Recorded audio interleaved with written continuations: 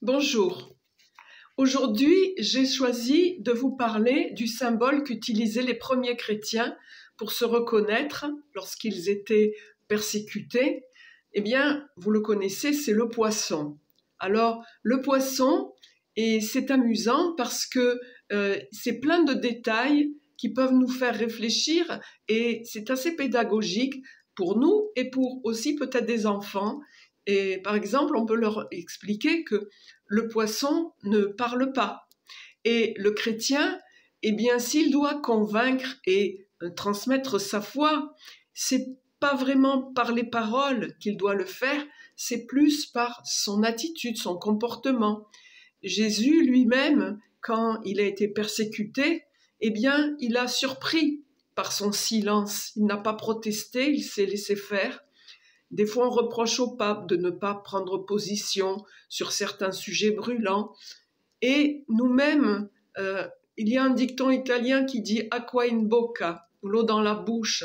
Eh bien, il faut nous garder de certaines paroles qui peuvent être blessantes. Et des fois, quand on est en colère, eh bien, nos paroles dépassent notre pensée et enveniment la situation. Donc, faire comme le poisson. Ensuite, les yeux du poisson restent toujours ouverts, on dirait qu'il ne dort jamais, et c'est pour nous appeler à être vigilants. Jésus disait à Pierre, « Pierre, Pierre, tu n'as pas été capable de veiller 1 heure, veillez et priez pour ne pas entrer en tentation. » Donc, gardez notre vigilance.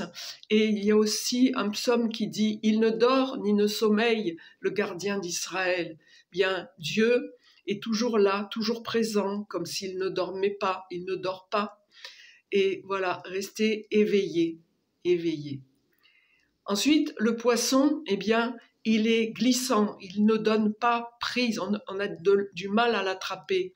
Et c'est un peu aussi ce qu'on doit faire par rapport au péché, ne pas donner prise au mal, ne pas donner prise aux tentations. Voilà, donc être comme le poisson, qui ne se laisse pas attraper. Et ensuite, le poisson, bien, il remonte à contre-courant.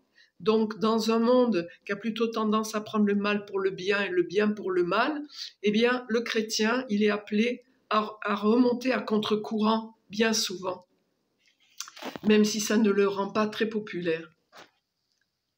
Alors, dans un autre ordre d'idée, le poisson, ça peut aussi évoquer l'Eucharistie, puisque Jésus a de nombreuses fois multiplié des pains et des poissons pour nourrir les foules, et donc c'est un rappel du partage de l'Eucharistie.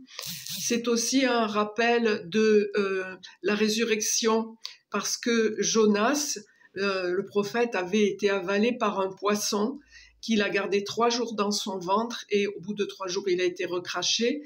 Et donc Jésus, bien au bout de 3 jours, il est ressorti de son tombeau. Et je vais terminer aussi sur le fait que dans l'ancien grec, poisson, ça se disait ictus. Et ictus, si on prend chaque lettre, ça peut faire un acronyme qui dit Jésus Christ, Fils de Dieu, Sauveur. C'est beau. Voilà, donc je voulais soumettre tout cela à votre méditation. Et si vous avez apprécié, n'oubliez pas de liker, de commenter, de partager pour que bien mes petites vidéos puissent en aider d'autres. Et je vous dis à bientôt et que Dieu vous bénisse et vous garde. Au revoir.